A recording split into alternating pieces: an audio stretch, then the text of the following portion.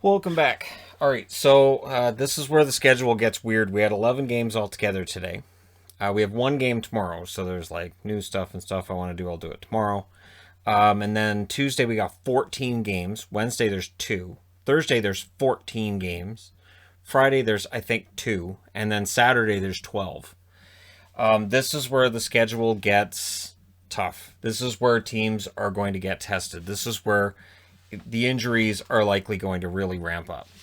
And the interesting thing to me is, as we get further into this season, parity. Lots and lots of parity. I'm glad I did my power rankings last night, because if I did them tonight, I legit, I don't know. I don't know. I think these divisions are going to be close the whole way through the season, and we're going to see some fantastic hockey. Starting tonight with the Islanders and the New Jersey Devils. Now, I am not aware of a rule that the New York Islanders are not allowed to score a goal if Ilya Sorokin starts in net. But I'm going to go out on a limb and say if they don't score a goal whenever Sorokin plays, he's probably not going to get any wins. And it's too bad because with it being Sorokin versus Wedgwood, he played well. He did. But in the end, it's not going to be what we're talking about coming out of this game. Early on, Wood was leading the rush. Sorokin saved another good game for Miles Wood. He's off to a great start to the season. Severson with a high stick. The Islanders go to a power play. The shots were 6-4 for the Islanders halfway through that first period. And then New Jersey kind of turns it on. Sorokin denied Wood, and then we get a power play for the Devils, and look who scores. The bust, Jack Hughes. Scores from Smith and Palmieri at 17 minutes. You know what we need? We need somebody to actually make a bust, a statue of Jack Hughes, and then just say, look, Jack Hughes is a bust. That needs to be a thing. Somebody needs to make that happen. Exactly 2 minutes later, it's Zacha, another bust. He scores from Gusev and Smith. So Ty Smith now is your leading scorer among rookies. Yeah, okay. It's 2-0 New Jersey after one. And it's sort of like this game went, all right, that's good enough. And the New Jersey Devils had as many shots in the first period as they had in the rest of the game. I'm not going to say they went into a shell, because that sort of downplays what the Islanders did in the third. But man, this game, there were not a lot of chances after that period. Early on in that second period, the Islanders had a few, and then there were some for the Devils as well, some pressure there. The Devils get a power play, and the question then becomes one of, okay, so is it all or nothing when the Islanders play? Are we going to see them go out and score 4 or 5 and win a game big, and then the next game is just they lay an egg? Is that what we're going to see from them this year? Third period, in the first minute, Wedgwood with some really nice saves. Nelson then had a good chance. The Devils were fighting the puck a bit in that third period, fumbling around just a little bit, but Wedgwood was there to bail him out. The shots were 8-4 in favor of the Islanders with 6 minutes left. The Devils didn't put a single shot on the net after that period of the game. The Islanders press. They actually draw a power play. There were close calls, almost goals for the Islanders with 3 minutes left. They pulled the goalie with 2 minutes and 20 seconds left. New Jersey doesn't get an empty netter. They didn't need one.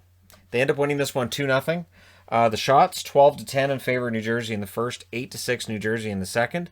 The Islanders outshot them 12-4 in the third period. Final shots, 28-24 in favor of the Islanders. Your power plays, 0-2 for the Islanders, 1-2 for New Jersey.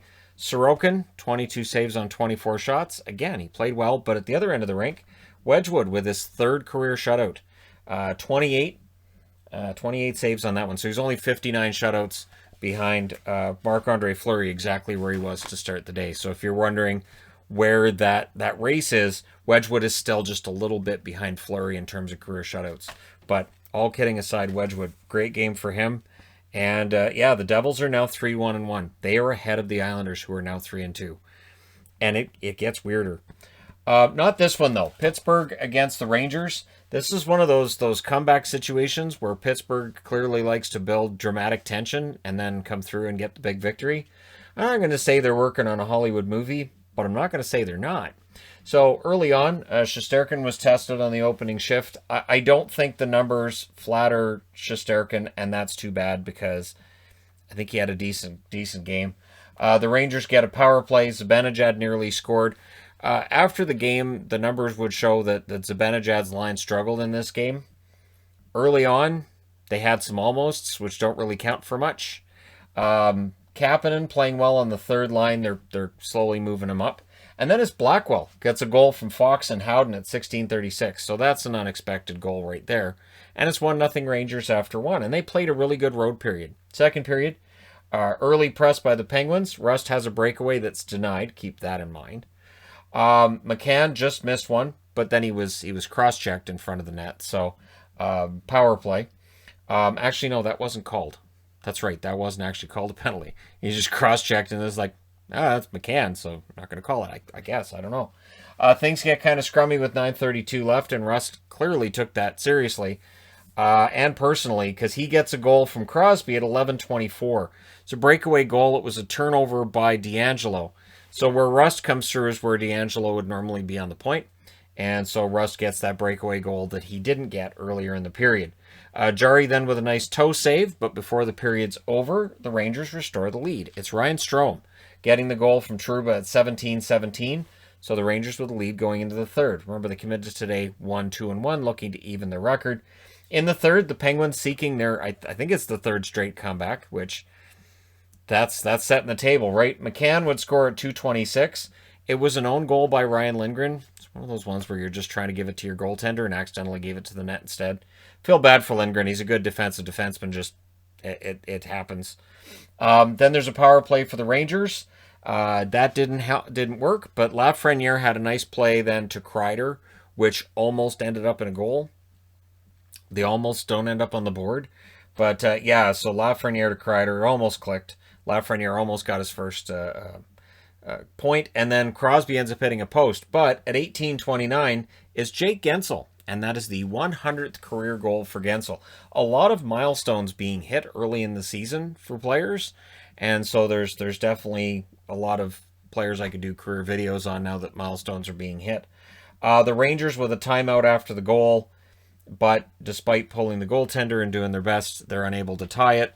So the Penguins, another comeback victory. They go to 4-2. And this division is wide open. If Pittsburgh can keep taking care of their own business, yeah, they could end up first in the division at the end of the year. That could absolutely be a thing. Never bet against the Penguins. I said that before the season started. Even though I was saying, yeah, they could fall out of the playoffs. Sure, they could end up fifth in this division. I hate saying it. So the Rangers outshot Pittsburgh 8-6 in the first. Both teams had 9 shots in the second. Pittsburgh actually only managed 4 shots in that third period to the Rangers' 9. 26-19 were the shots for the Rangers. But remember, Lindgren's own goal was one of those 4 shots too. So final shots, 26-19. The Rangers had the only 2 power plays, did not score on them. Shesterkin saved 16 out of 19, so an ugly save percentage for him. I'm not going to put this on him. And Jarry, 24 saves on 26 shots. He's turned around from what was a slow start for him. And so things look good right now for Tristan Jarry and for the Penguins. All right, moving on. LA, where did this come from? And this is legit. So if you weren't watching this game, you might think, well, yeah, I mean, there's fluke victories. Clearly, if the Kings beat St. Louis, no, this was legit. And it brings LA back to a 500 record at 2-2-2. And it brings St. Louis down to 3-2-1. So while we talk about St. Louis and Colorado as being 2 of the best teams in the West, right now the record doesn't show that. And tonight, the Kings took control of this right out of the gate. They were up 3-1 in shots 4 minutes in. The Kings were controlling play, and Husso looked good early. And Husso looked calm, and, he had a chat with Binnington before the game where Binnington sort of riled him up. And then Braden Shen scores from Kyrou and Schwartz at 14:26. So this was when the Kings were being outshot badly, and it felt like that goal gave them momentum. And Kyrou with another great assist, and a lot of hard work by Kyrou. Nice to see him getting points. But then the Kings get a power play, and that takes the momentum back. Iafallo gets the goal on that from Kempe and Kopitar at 18:13. And then 23 seconds later, Grundstrom wills a goal into the net. Fantastic play by Grundstrom. That makes it 2-1. And then with 19.2 seconds left, the Kings get a power play as the Blues are in full meltdown mode. We go to the second period. I swear Husso's having a good game. They're losing, but Husso, I swear, was having a good game at this point. The Kings were winning all the puck battles. And then guess who gets his 3rd goal of the year? And it's a nice old-fashioned bar-down, roofed goal. It's Gabriel Velarde. So Velarde gets the goal from Brown at 6:25, and don't look now, but Gabriel Velarde looks like a legit top 6 forward in the NHL. He's a good center, and he has 3 goals. And there was a guy drafted ahead of him that doesn't have any yet. Well, no, he has one. He has 1 to the 3 for Velarde. And yeah, I'll keep track of that because it's kind of fun to keep track of that. And it's this close to making me a Kings fan, and I don't want it. I don't think Kings fans want it either. Look, I stopped hating on San Jose, and they haven't recovered since, and the Ducks too. So I think what happens is when you cover hockey like I do with this, eventually you're cheering for players rather than teams. I've said that in recent videos, and I think that's the case, where the whole cheering for teams thing kind of goes by the wayside for the most part, and you're cheering for players. You get favorite players. Kopitar gets a goal from Kempe and Clegg at 8:22, and at 7 minutes the shots were 7-0 for the Kings in that period. So the Kings are up legit 4-1. We then get 4-on-4 play for 2 minutes. Quick made some stops when they were needed. Power play then for the Blues. They don't score on it. So the St. Louis Blues got their first power play goal in their last game. They didn't get a power play goal tonight. And then Elias Anderson with his first goal as a member of the Kings. He gets that from Kopitar and Roy at 17-18. So Kopitar with a few points tonight. And that made it a 5-1 game going into the third period. But the Kings are still, there's some fragility there, and the Blues are still the Blues. So the Blues got a power play. They didn't score on it, but they would get a goal early in the period. Shen from Parayko and Perron at 6:01. And then that momentum switch, right? O'Reilly scores from Kyrou at 6:49. So Kyrou with a couple of helpers tonight, that made it 5-3. But then the Kings get a power play. Goaltender gets pulled with 3 minutes left. What that allows is that at 19:43, Doughty throws it into the empty net, and the Kings win 6-3 over the St. Louis Blues, and they move to 2-2-2. So they're still in this. A lot of overtime games already this year, and it's causing records to be pretty close, and the separation between the top and the bottom of the divisions, it's small right now. Sure, it'll probably grow during the season, but who knows with the way that these series are set up between these teams. So the shots were 14-7 in the first in favor of the Kings, 14-11 in the second, also in favor of the Kings, 13-7 in the third in favor of St. Louis. Final shots 35-31 for the Kings. Power plays, the Kings go 1 for 4, St. Louis goes 0 for 2. Quick saves 28 out of 31, Husso saved 29 out of 34, and that's the way it goes sometimes. And for the Blues, they've now won 3 out of 6, and yeah, we keep waiting for this separation in that division. Maybe it's not coming. Again, I'm really glad I'm not doing the power rankings tonight because man. Speaking of which, San Jose, keeping things competitive. They even their record as well, and they bring Minnesota down. Minnesota had been 4-1 coming into tonight, so early play favored the Sharks, but on the first shot, and this is not the first time this has happened with Martin Jones, Parise from Kaprizov at 4:21. Now, he roofed it. It's not on Jones, but the fact the first shot goes in the net after they'd had the first 3 shots, that's sort of the way things work in Sharks games over the last couple of years. We then get a power play for the Wild. Sorensen had a shorthanded break that was denied. The shots were 7-2 for the Sharks at the half, but they're behind 1-0.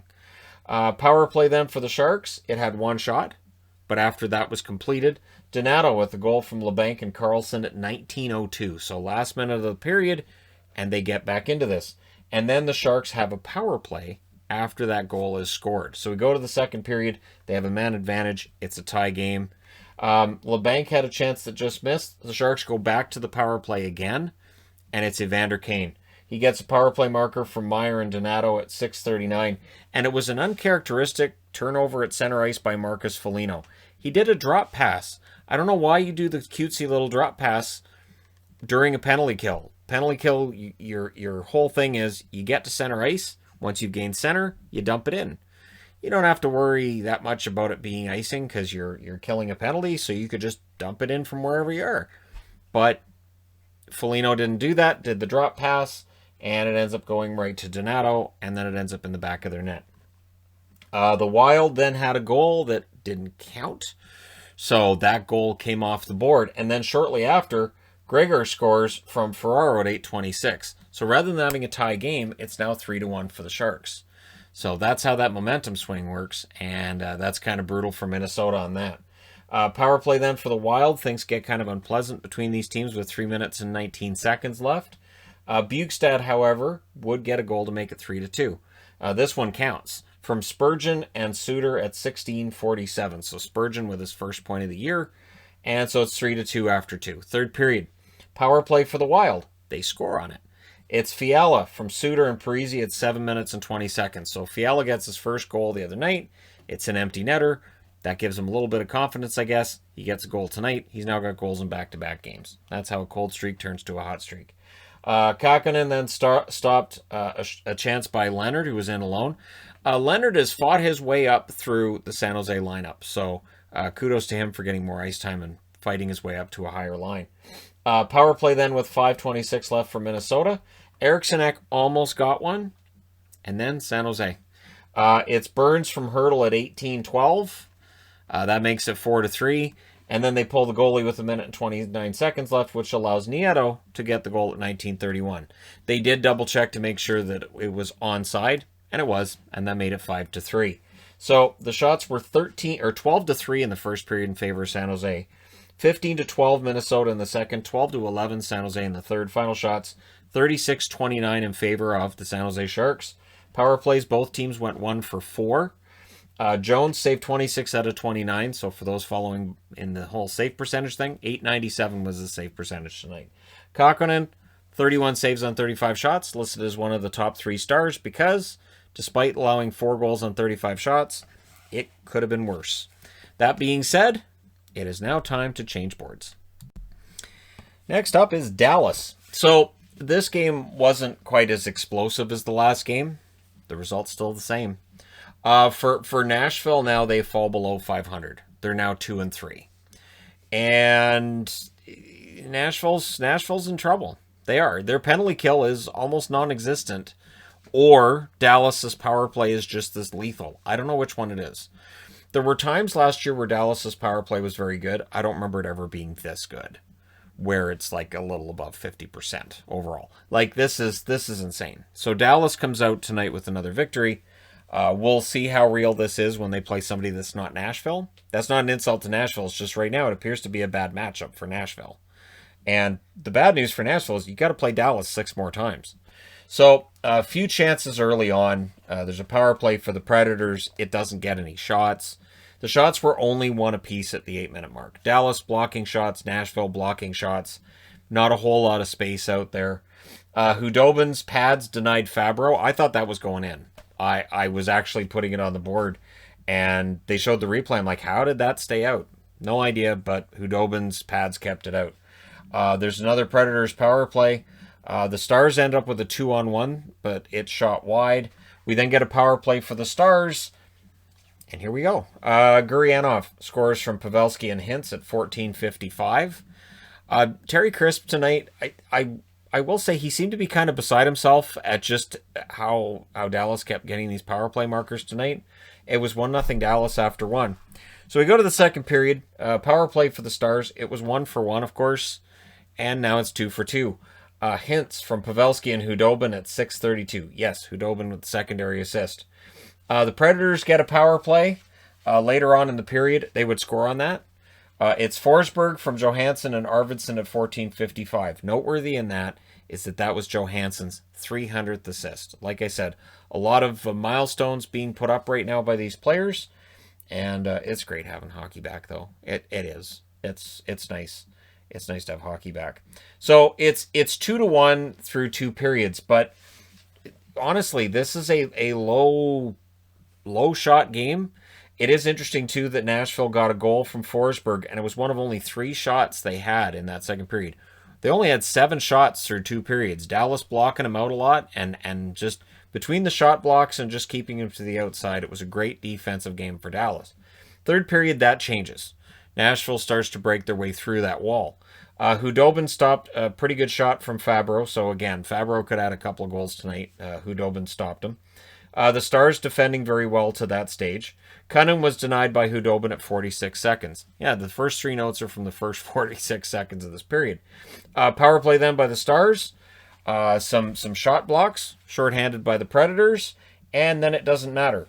Pavelski scores from Hintz and Klingberg at 4:51. So Hintz with a couple of helpers tonight. Pavelski with a goal and an assist. 2 assists, 3 points tonight for Pavelski. This is insane. Really, it's insane. The points being put up by Pavelski through 2 games are crazy. So, yeah, he has 3 points. That made it a 3-1 lead for Dallas. But Granlund would get a goal from Arvidsson at 9:59. And I will agree with Terry Crisp on this. There was a good, fortunate bounce for Nashville. A lot of fortunate bounces for Dallas in the first 2 games. So Nashville was probably owed one there. And so Granlund gets that one. Arvidsson had a really good third period as well, so he gets a couple of assists. And Arvidsson was going for the goal, but Hudobin denied him. Predators get a power play. They had a lot of pressure on the Stars net with 5 minutes left. They pulled the goalie with 1 minute and 15 seconds left. Arvidsson missed the net in that last minute, and then he got a pretty good shot that was saved. So, yeah, Victor Arvidsson on the board a lot for good opportunities. And, yeah, he just couldn't get that tying goal. So Dallas holds on a little bit. They win it 3-2. Shots in this game, low. 6-4 in the first period in favor of Dallas. 11-3 in the second period in favor of Dallas. In the third, 10-5 in favor of Nashville. Final shots, 22-17 in favor of the Stars. There wasn't really a whole lot I was putting on the board, especially when this is going on over here at the same time. And you got the craziness with St. Louis. Wasn't a lot to watch with this.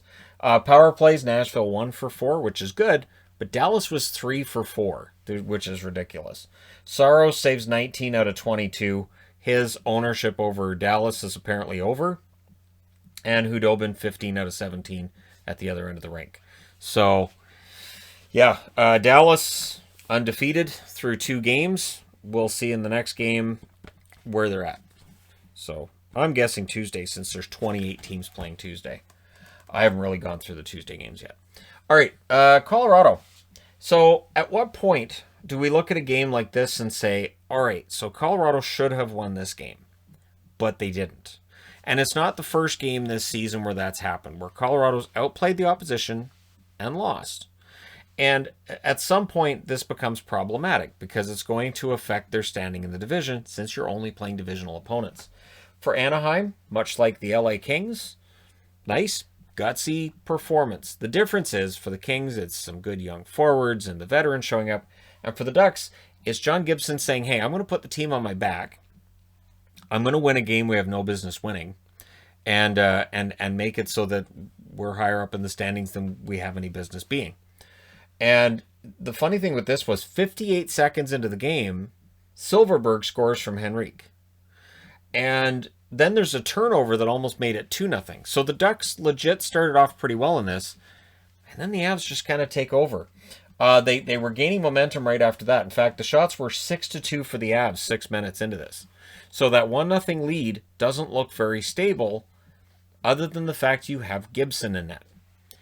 He's a pretty good goaltender. And right now, I guarantee you there are Ducks fans saying, so is he going to get Vezina votes if he keeps this up? The answer I would give is probably not. I think the fact that Gibson plays in Anaheim, and because Anaheim isn't seen as a contending team, he's not going to get as many wins as some of the other goaltenders. It makes it more difficult for him to get Vezina votes.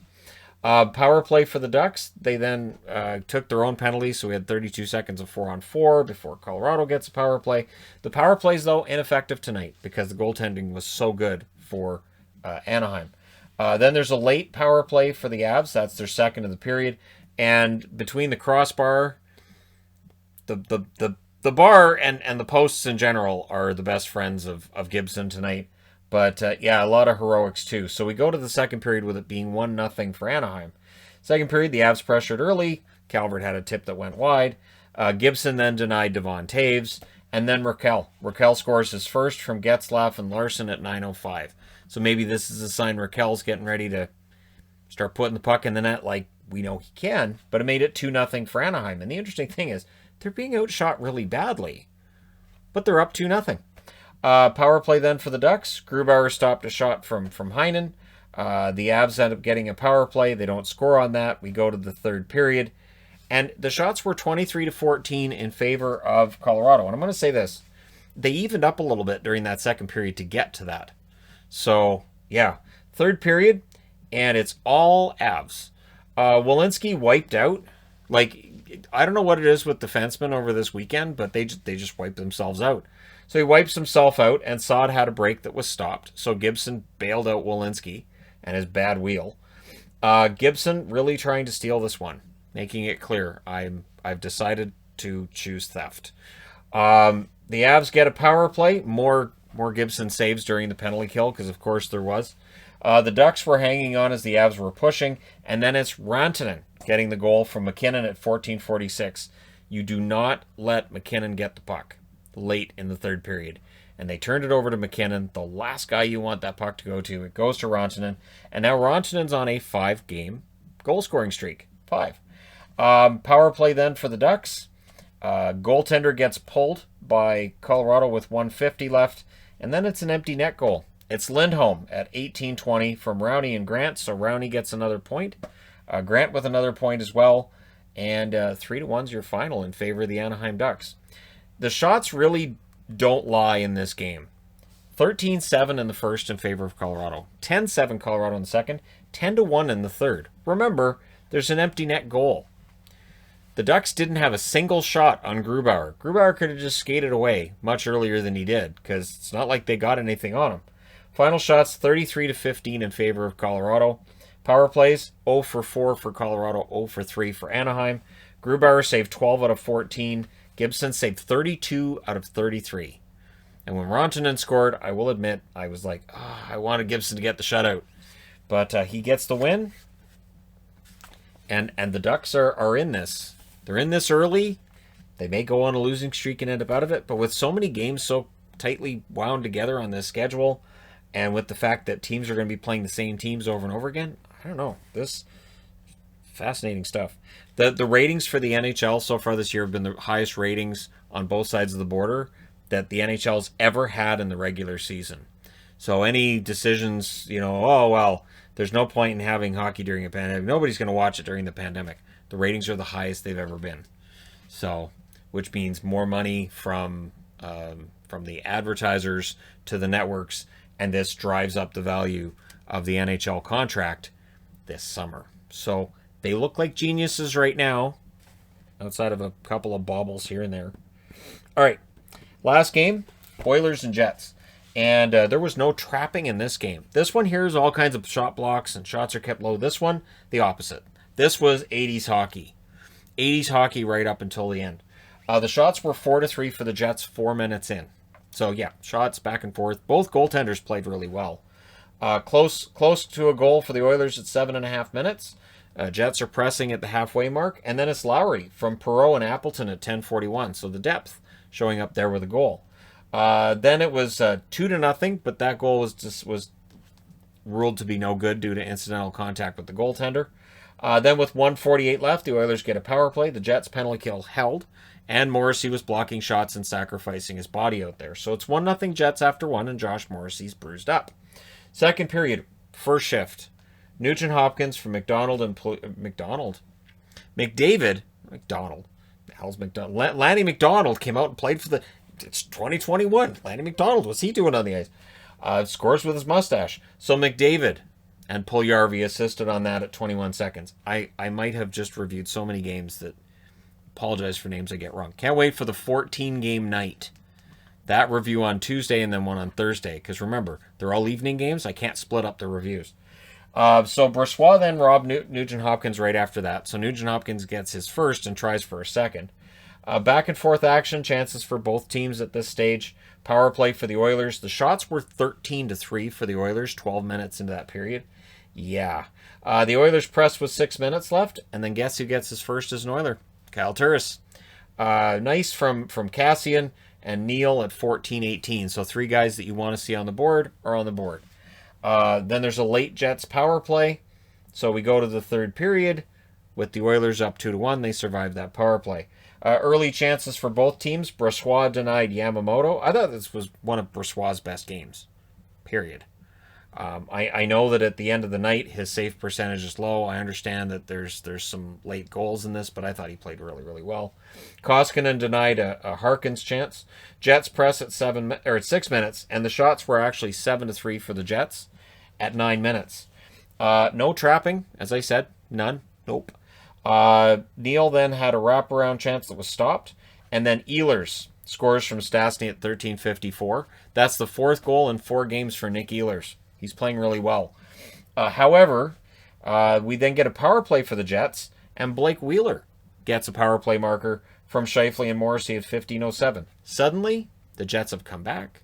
They have a lead. It's just like Ottawa. Here's the difficulty, though. Edmonton's not Ottawa. So they go with the nuclear option. So the nuclear option is what we always used to call it with Chicago, when you'd have Taves put on the same line with Kane.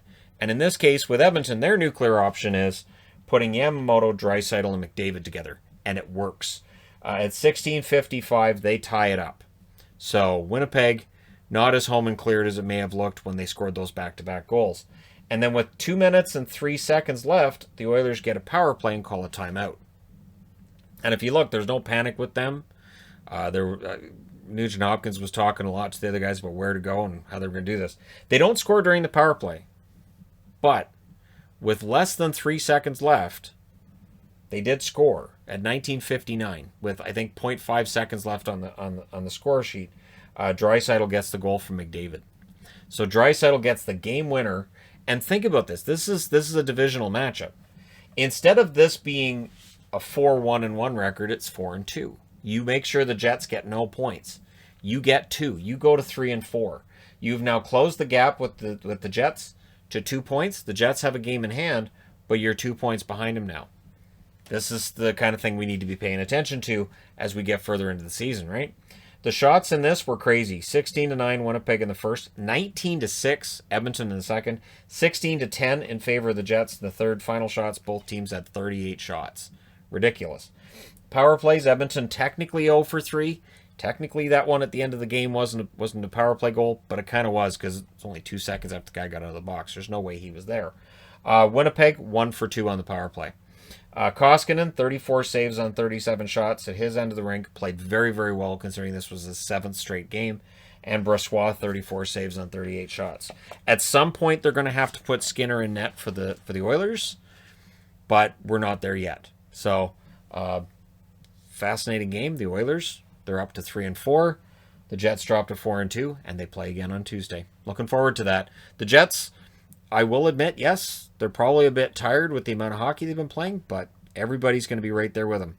Let me know your thoughts regarding these games in the comment section below as always. Don't forget to hit like and subscribe if you're browsing your way through. You just happened upon this video. Thank you guys so much for watching, for all your support. I will talk to you again soon.